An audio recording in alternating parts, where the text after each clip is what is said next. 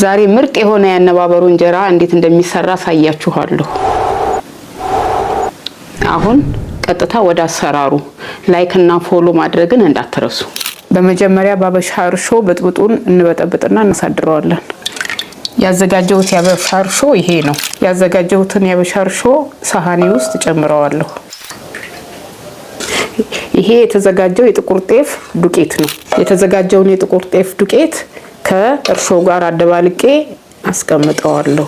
እርሾውንና ዱቄቱን በትክክል አደባልቀን ለአንድ ቀን እናሳድረዋለን ማለት ነው። በጥብጬ ያሳደርኩትን የጤፍ ብጥብጥ የተለያዩ ቅመማ ቅመሞች ጨምርና ለቡኮ አዘጋጀዋለሁ። በርበሬ ጨምርበታለሁ፣ የዳቦ ቅመም ጨምርበታለሁ፣ ማይስን ያህል ዘይት ጨምርበታለሁ፣ ትንሽ ጨው ጨምርበታለሁ፣ አንድ የሾርባ ማንኪያ ስኳር ጨምርበታለሁ። ስኳሩን የምጨምርበት ምክንያት እርሾ ላይኮመጥጥ እርሾን ኒውትራላይዝ እንዲያደርግልን ነው። ይሄ ቀድሜ የጨመርኩትን ቅመማ ቅመሞች ከእርሾ ጋር በደንብ አደበላልቅና ወደሚቦካበት እቃ ውስጥ እገለብጠዋለሁ። አዋሃድኩት ጥጥ ላይ የሚያስፈልገኝን ያህል ዱቄት ጨምራለሁ። የጨመርኩትን ዱቄት ከብጥብጡ ጋራ አንድ ላይ ያገናኘውና አቦካዋለሁ። በደንብ አድርጌ አቦካዋለሁ። የማቦካውን ሊጥ በደንብ አድርጌ ነው ማሸው። ላላ እስከሚልልኝ ድረስ አቦካዋለሁ። አሁን እንግዲህ ሊጣችንን ለአነባበሮ ኦሬዲ ዝግጁ ሆኗል። ኩፍ ሲልልን አነባበሯችንን እንጋግራለን ማለት ነው። ፈጠን ብለን እንጋግራለን።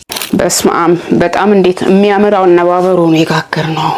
አሁን እንግዲህ ደግሞ ሁለተኛውን ያነባበሩ እንጀራ እየጋገርኩ ነው። አሁን እየደረብኩት ነው ሁለተኛውን ያነባበሩ እንጀራ። አሁን አነባበሯችን ደርሷል። አያችሁት አይደል እንዴት እንደሚያምር አነባበሯችን። አሁን እንግዲህ የምንቀባውን ነገር የጾም ጊዜውም ጾም ስለሆነ የምንቀባውን ነገር እናዘጋጃለን። የምንቀመመው ተቆልቶ የተፈጨ ሰሊጥ ነው። ይሄ ደግሞ የተፈጨ ነጭ ሽንኩርትና ዘይት ነው። ዘይት ውስጥ ደግሞ ትንሽ በርበሬ ጨምርበታለሁ። አሁን ደግሞ የተፈጨውን ሰሊጥ እንጨምራለን። አንድ ላይ እናዋህድና አነባበሯችንን እንቀባለን። አሁን እቀባዋለሁ። ያያችሁት አይደል አነባበሩ እንዴት እንደሚያምር። አነባበሯችን በዚህ መልኩ በጣም በቆንጆ ሁኔታ ደርሶልናል። በጣም ቆንጆ ነው። በጣም ነው የሚጣፍጠው። እንግዲህ እናንተም አዘጋጁና ቅመሱት። ይሄ እንግዲህ የጾምን ያዘጋጀ ነው። የፍስክም ማዘጋጀት እንችላለን። ማዘዝ ለምትፈልጉ ሰዎች ደግሞ ባዮ ላይ ባለው ስልክ ደውሉና አግኙን። ቪዲዮ ከተመቻችሁ ደግሞ ላይክ፣ ሼር፣ ኮሜንት ማድረግን አትርሱ።